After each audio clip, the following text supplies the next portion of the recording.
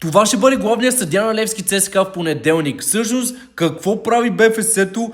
Назначава Мариан Гребенчарски за главен съдия на вечето дерби в понеделник. Всъщност по тези чатове и тази публикация, която е лейкната тук в социалните мрежи, много добре се вижда, че то пичага е или всъщност по-скоро е ЦСКАР. Как можеш да повериш на ЦСКАР да води Левски ЦСКА? Нали знаете какво се случи в този матч? Има Тесли за Левски, чертане на линии, всъщност се свири в полза на червеният отбор.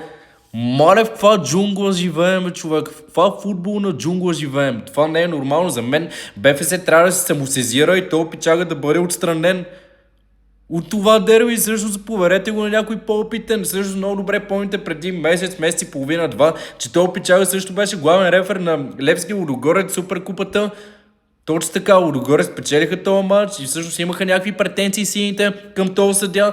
Но как можеш да сложиш човек, който е фен на ЦСКА, да свири ЦСКА Левски? За мен това не е нормално. То пичага трябва да се отстрани. Вижте за какви чатове става на въпрос. Мале, това е скандално. Умрете, говеда, трип едно, меф едно. Мале, това е скандално. Мариан Гребенчар...